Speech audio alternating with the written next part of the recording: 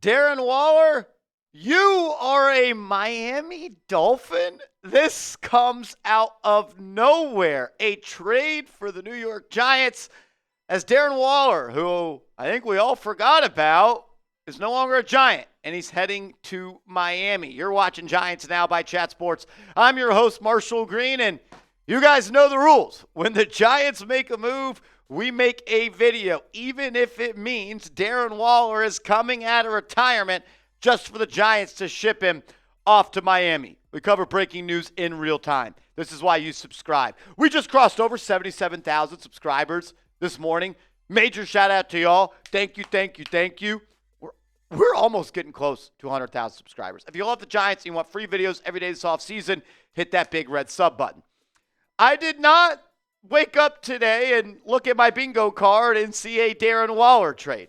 It's day 2 of NBA free agency, and this might be the biggest move in all of sports. Tom Pelissero of the NFL Network tweeting out minutes ago, surprise, the Dolphins are finalizing a trade with the Giants for former Pro Bowl tight end Darren Waller. I will say, when I first read that, I was like, which names is he about to say? The Giants and Dolphins are making a trade?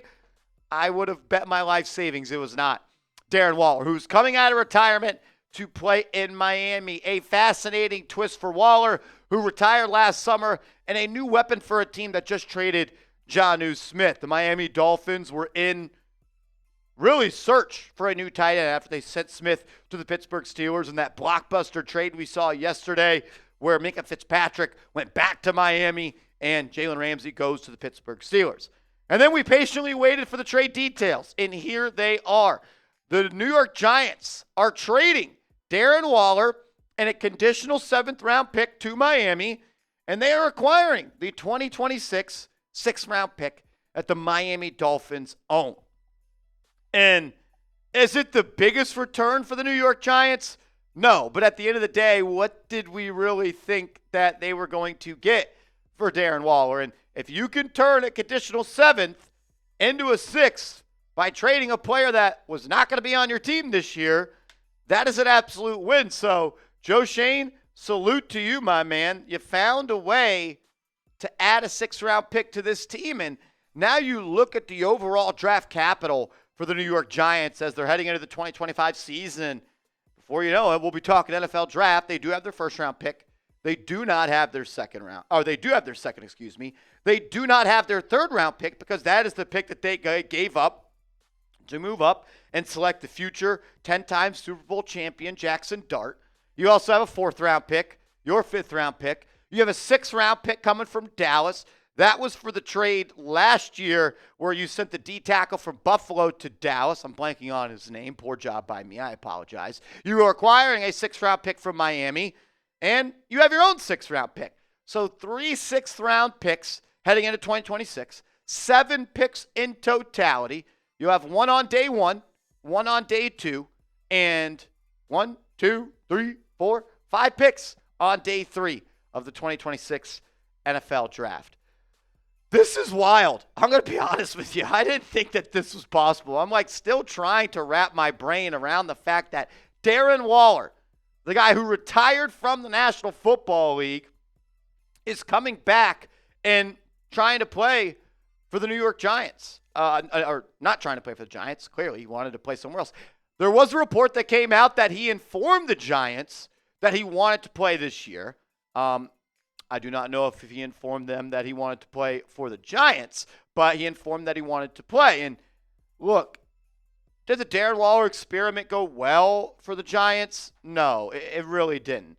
52 grabs for 552 yards and a touchdown in his lone season. It just always come down to Darren Waller and his availability. That has always been the problem for him. This is a guy that at the peak of his powers was one of the best tight ends in the National Football League, and that's why we were also hyped up when the Giants traded a 3rd-round pick for him. But he only played in 12 games for the Giants. He played 9 games in 2022, 11 games in 2021. He hasn't played a full season in 3 years. But when he does play, he's pretty good. Still just 32 years old, so he's got some runway left in his NFL career. And am I going to be shocked if he goes out and plays well for the Miami Dolphins? No, I'm not, because we all remember Waller was the story of training camp for the Giants in 2023. He was the best player on the field. He made play after highlight after highlight, and he even made Dan the doo-doo man look good in training camp. And it's just crazy that he is somehow back in the new cycle.